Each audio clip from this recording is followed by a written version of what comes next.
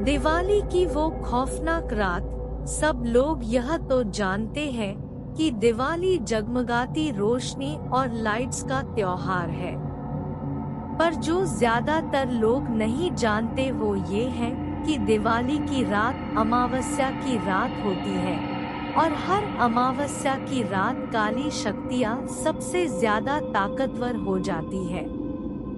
लेकिन 19 साल का सुमित इस बात से अनजान था। वह अपने दोस्त विजय से साथ दिवाली की रात सड़क पर घूम रहा था। तभी विजय की नजर मंदिर के पीछे एक सुनसान से घर के पीछे गई। वहां एक सुंदर लड़की लाल साड़ी पहनी दिया जला रही थी। विजय सुमित को लेकर उस घर के पास चला गया। जैसे ही दोनों वहां पहुंचे, उन्होंने देखा कि पूरा घर दियों से सजा था। उन्हें बालकनी में खड़ी वह सुंदर लड़की नजर आई। उसने फिर वही मन लुभाने वाली मुस्कान देकर उन दोनों को अंदर बुलाने का इशारा दिया। घर अंदर से भी उतना ही खूबसूरत सजा हुआ था जितना कि बाहर से। मेज पर खाने के लिए अलग अलग चीजें रखी हुई थी।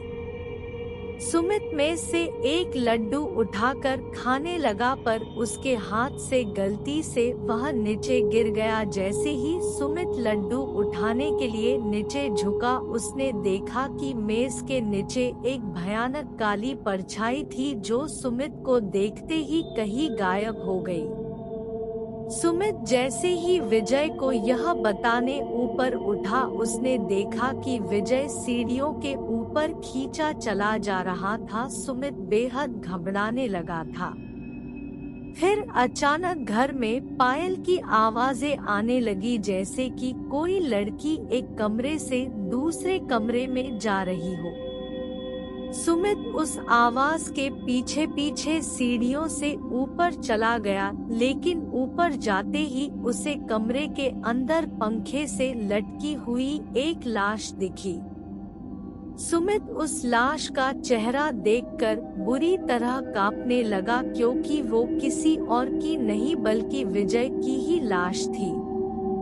सुमित डरते डरते पीछे मुड़ा तो उसके ठीक सामने वही सुंदर लड़की खड़ी थी और उसे देखकर मुस्कुरा रही थी। पर इस बार सुमित को वह मुस्कान मन लुभाने वाली नहीं बल्कि बेहद डरावनी लग रही थी। अचानक घर की सारी लाइट्स बंद हो गई। वह घर धीरे धीरे एक खंडहर में बदल गया। वह लड़की अब भी सुमित को देखकर मुस्कुरा रही थी। अचानक लाल साड़ी पहनी हुई उस लड़की के बाल सफेद और लंबे होने लगे और आंखें एकदम लाल पड़ गई और चेहरा एकदम डरावना हो गया था। सुमित उसे देखकर एकदम सुन्न पड़ गया था। वह लड़की हाथ में चाकू लिए सुमित की तरफ बढ़ रही थी। सुमित ने किसी तरह अपना होश संभाला और बिना कुछ सोचे सीधा घर से बाहर भागा, लेकिन वह लड़की अभी भी सुमित के पीछे पीछे आ रही थी। वह लड़की सुमित को मारने के लिए अपना हाथ उसकी तरफ बढ़ाया, लेकिन सुमित तब तक बाहर निकल गया था। उसने जल्दी से घर का दरवाजा बाहर से बंद कर लिया। वह लड़की उस दरवाजे को अंदर से बहुत ही तेज से ठोक रही थी, लेकिन अचानक ठोकने की आवाज बंद हो गई और फिर सुमित को उस लड़की की चीखने की आवाज सुनाई देने लगी, जैसे वह उस घर के अंदर कैद हो गई हो। सुमित वहां से जल्दी से निकला और अपने घर जाकर चुपचाप सो गया। अगली सुबह जब सुमित उठा तो उसकी मां ने बताया कि उसका दोस्त विजय कल रात से लापता है। तब सुमित ने पूरा किस्सा अपनी मां को बताया। मां ने उससे कहा कि कई साल पहले दिवाली की रात एक लड़की ने उस घर में आत्महत्या की थी। तब से उसकी आत्मा उसी घर में भटकती रहती है। किसी को कभी पता नहीं चल पाया कि उसने आत्महत्या क्यों की थी और उस घर में कोई भी नहीं जाता।